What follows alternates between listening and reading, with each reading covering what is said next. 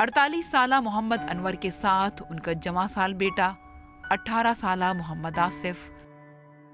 अब ये बाप और बेटा यहाँ आसूदा खाक हैं।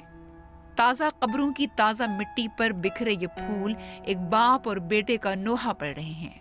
फिर नहाया, नशा करा, फिर ये चप्पल कीड़ी नहीं है वो पॉलिश किया, ये बचन है वो भी उसके बचन है।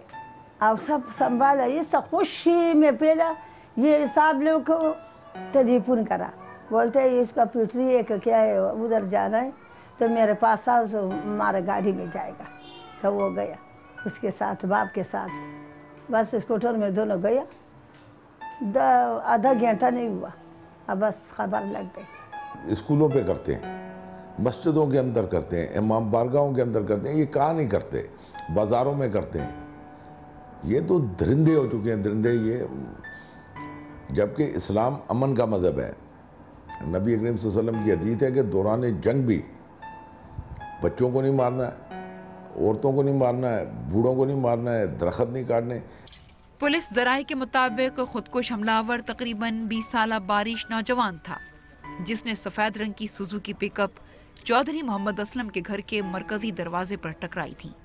दूसरी तरफ कहा जा रहा था कि चूंकि खुदकुश हमलावर का सर बरामद नहीं हुआ और न दूसरी बाकियात, लिहाजा ये एक प्लांटेड हमला था, खुदकुश नहीं। मगर तहकीकाती टीम के सरबरा एडिशनल आईजी जनाब सऊद मिर्जा ने इसे गलतफहमी करार दिया। उनके मुताबिक जरूरी नहीं कि हर खुदकुश धमाके के बाद खुदकुश बमबार का सर मिल जाए या उनके जिस्म की बाकियात बरामद हों। बहुत सारी गलत आम इस तरह की चीज़ें हैं लोगों के जहनों में कि जी जब खुदकुश हमला होता है तो उसमें सर ज़रूर मिलता है। मैं सिर्फ ये वो इसमें तस्हीह करना चाहूँगा कि जब एक अगर गाड़ी में कोई खुदकुश हमला नहीं होता और एक अपनी बॉडी के ऊपर अगर वो लेकर आता है तो उसमें काफ़ी हद तक वो होता है, इम्कान होता है कि आपको खुदकुश हमलावर का सर मिल जाए। जनरली ऑल्दो आजकल उनको खुसूसी तौर पे ये कहा जाता है कि जी वो अपने सर को उस पोजीशन में लाएं कि वो भी उसमें इतना उसको डैमेज हो जाए कि वो पिछाना ना जा सके। लेकिन यूजुअली कुछ आपकी बॉडी की जो वो है वो ऐसी है कि कई दफ़ा आपको सर ज़रूर मिल जाता है। और जबकि इतना ज़्यादा बारूद भरा हुआ हो गाड़ी के अंदर तो उसमें कभी भी इस तरह की कभी भी शवाहिद नहीं है। मैंने बहुत सारे इस किस्म के जो वो हैं मैंने ख़ुद तफ्तीश किए हैं और या देखे हैं, उनमें कभी भी सर नहीं मिला। और आप ये देखेंगे कि जो गाड़ी है, गाड़ी का भी शुरू में पता नहीं चलता और वो भी आपको जब बहुत ज़्यादा तफ्तीश को आप जब Aahista Aahista scene of crime को आप खोदते हैं, उस क्रेटर में से अक्सर औकात आपको उस गाड़ी के पार्ट्स मिलते हैं, जिससे फिर आपको पता चलता है कि वो गाड़ी किस किस्म की थी। ये मासूम, शरारती और ज़हीन सा मुईद है जो अपनी प्यारी सी अम्मा का हाथ थामे रोज अपने स्कूल जाता था। हस्बे साबिक 19 सितंबर की सुबह भी वो अपनी खाला और अपनी माँ के साथ स्कूल के दरवाजे पर पहुंचा था, मगर खुदकुश धमाके के नतीजे में माँ और बेटा जान की बाजी हार गए। वालदा जो है इनकी मतलब वो भी टीचर है, वहीं पर टीचर हैं, वहाँ पर पढ़ाती हैं। और इनके साथ जो मतलब इनका अपना ही बेटा है, बच्चा मतलब उम्र इसकी 8 साल थी तकरीबन। तो सुबह ऑफिस गए और उनके साथ एक मेरी कज़न होती है, वो उनको ड्रॉप करती है, वहाँ जाती है। उन कज़न ने जो इनको उतारा है वहाँ पर, और वो थोड़ा सा एक मतलब आगे थोड़ा सा गई होंगी तो एकदम ब्लास्ट हुआ, तो वो भी उतरी इसी चक्कर में कि मतलब हुआ मतलब किस तरीके से। तो देखा तो इन दोनों की तो बॉडी अलग पड़ी हुई थी। उनके भी हाथ पे कुछ वो मेटल था, वो मेटल लगा है बिल्कुल वो सारा सिलसिला, तो उनके वो भी डैमेज हुआ, उनका भी हाथ डैमेज हुआ है। फिर अभी हम वहाँ लेके गए थे सर्द खाने में, तो जो बच्चा है, बच्चा तो मतलब समझ लें उसकी बॉडी जो है वो हाथ पूरा कट चुका था, सारा सिलसिला था, और मतलब उसकी पेट से जो मेटल हम लोगों ने खुद निकाला। मासूम बेगुनाह लोग, हमारे सिपाही, हमारे बच्चे, एक बच्चा, एक स्कूल का बच्चा, उसकी वालदा, ये कितना बड़ा जुल्म है। एक हमारे पड़ोसियों का ड्राइवर, उसका बच्चा, 3 हमारे सिपाही, अब ये सब गरीब लोगों को मारा, इनको क्या मिला? 4:30 पौने 5 बजे साहब घर पे आया था अपना पूरा स्कार्ट लेके। तो जितने स्कार्ट को होते हैं उनसे आधों को छोड़ देते हैं, कुछ रुकते हैं। तो हम 6 आदमी वहाँ मौजूद थे उसके बंगले पे उस वक्त। तो यही सुनाई में आया कि वो रात से धमकियाँ दे रहे थे वो कि हम धमाका करेंगे कराची के अंदर।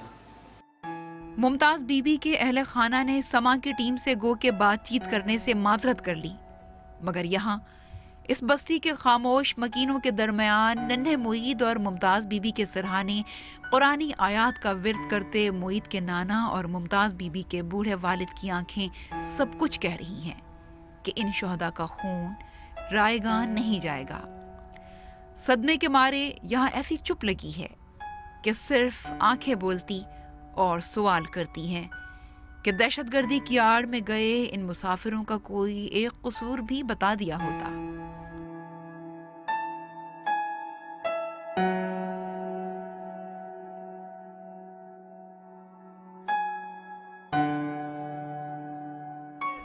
बिलाखिर शहीद पुलिस एहलकारों की नमाज जनाजा पढ़ा ली गई। कहा जाता है कि साल रवा में तकरीबन 65 पुलिस के जवानों ने अपने फराइज मनसबी की अदायगी के दौरान अपनी कीमती जानों का नजराना पेश किया है। महकमा पुलिस के कवायद के मुताबिक मुआवजा और दीगर सहूलियात की जल्द फरहमी का वादा किया गया है, मगर इंसानी जान की वक़्त और कद्र व कीमत का अंदाज़ा लगाना नामुमकिन है।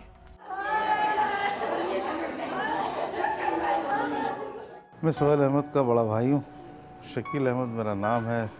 हम इस वाक़े से बहुत ज़्यादा मुतासिर हैं। हमारी तमाम चीज़ें, हमारा घर, हर चीज़ डिस्टर्ब हो गया, तबाह हो गया।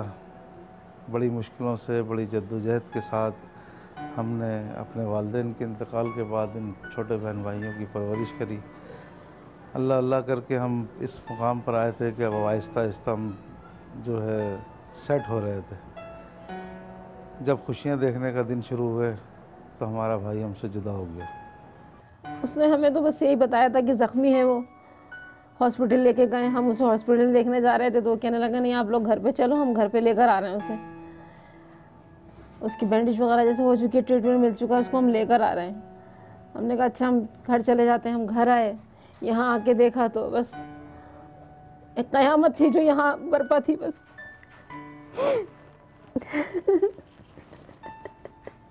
यहाँ कोई किसी का पुरसाने हाल नहीं रहा। ऐसे हर घर में सफ़े मातम बिछी हुई है। आप हर दूसरे तीसरे घर में जाके देखें, किसी का भाई, किसी का बाप, किसी का बेटा उससे जुदा हो चुका है। क्या वाकई ये हमला पुलिस के तमाम अहम दफातर पर सिक्योरिटी सख्त होने की वजह से चौधरी असलम के घर पे किया गया, या दहशतगर्दों का मकसद SSP CID चौधरी मोहम्मद असलम को नुकसान पहुंचाना था? खुद उनका कहना है कि मौसूल होने वाली धमकियों का मुझे इल्म था कि जिन दहशतगर्दों को कैफरे किरदार तक पहुंचा दिया गया, उनके साथियों की जानिब से यह हमला दरअसल एक बदला था। आप ये देखें, बिल्कुल ये इसी बात से अंदाज़ा लगाएं, ये रोकना और ये पकड़ने का तो नतीजा, तभी तो ये हमले कर रहे हैं हम पे। ये पुलिस पे क्यों हमले कर रहे हैं? ये पुलिस पे सिर्फ इसीलिए हमले कर रहे हैं कि इनको हम रोकते हैं इस काम से, इनको पकड़ते हैं। तो बाद औक़ात ऐसा होता है कि नहीं पता चलता है। ये इन्फॉर्मेशन हमारे पास थी और मैं सुबह 5 बजे तक खुद लगा हुआ था रेडों पे, इसी चक्कर में कि ये पकड़े जाएँ, लेकिन नहीं मिले हमें। और इन्होंने, हम समझ रहे थे कहीं और करेंगे, ये इन्फॉर्मेशन कहीं और की, इन्होंने ये उस्तादी दाव कहला और सुबह सुबह ला के मुझ पर कर दिया।